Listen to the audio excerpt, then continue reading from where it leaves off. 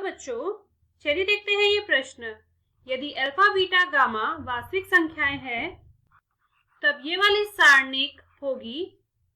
पहला विकल्प है अल्फा बीटा गामा से स्वतंत्र, दूसरा विकल्प है अल्फा बीटा गामा से परतंत्र, तीसरा विकल्प है केवल अल्फा बीटा से स्वतंत्र और चौथा विकल्प है केवल अल्फा गामा से स्वतंत्र। इस प्रश्न को हल करने के लिए हम इसकी मुख्य अवधारणा देख लेते हैं। देखिए, कभी भी हमें जो सारणिक को हल करना होता है उसमें हम कोई भी बदलाव कर सकते हैं, चाहे वो पंक्ति का पंक्ति के साथ हो, चाहे वो स्तंभ का स्तंभ के साथ।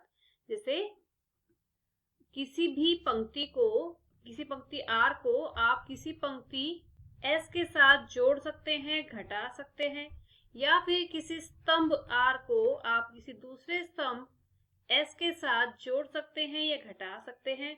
उससे इसके सारणिक के मान में कोई भी अंतर नहीं आएगा। इसी गुणधर्म का प्रयोग हम अपने प्रश्न को हल करने में करेंगे, जहां पे हमें मान निकालना है e की घात आइटा अल्फा प्लस e की घात माइनस आइटा अल्फा का वर्ग।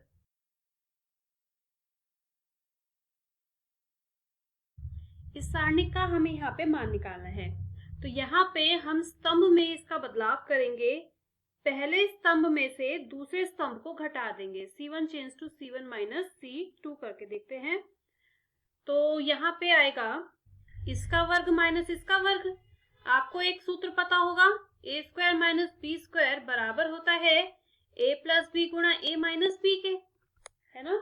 तो यहाँ पे हम इन दोनों का वर्गों का अंतर, इन दोनों का योग और इन दोनों के गुणन, इन दोनों का योग और उन दोनों के अंतर के गुणनफल के बराबर लिख सकते हैं।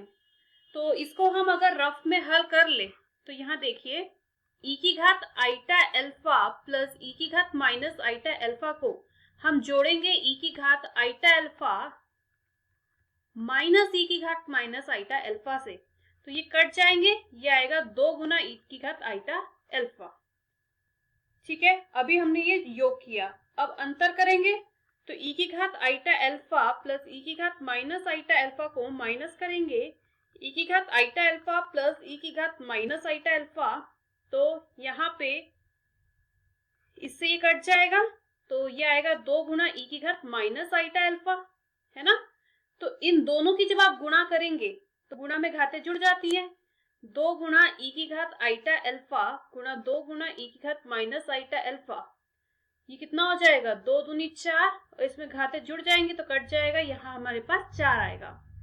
तो इन दोनों का अंतर यहाँ 4 आएगा, इन दोनों का अंतर यहाँ 4 आएगा, और इन दोनों का अंतर भी यहाँ 4 आएगा, और ये आएगा e की घात आइटा अल्फा माइनस e की घात माइनस आइटा अल्फा, e की घात आइटा बीटा माइनस e की घात माइनस आइटा बीटा, और इनका वर्ग भी है, e की घात आइटा गामा माइनस e की घात माइनस आइटा गामा और इसका वर्ग, और यहाँ आएगा 4 4 4।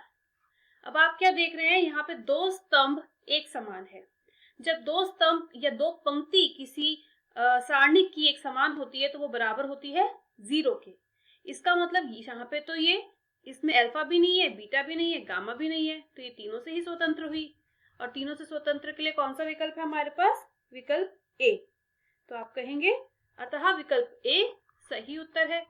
मैं आशा करती हूँ मुख्य अवधारणा की मदद से आपको इस प्रश्न का हल समझ आया होगा। धन्यवाद।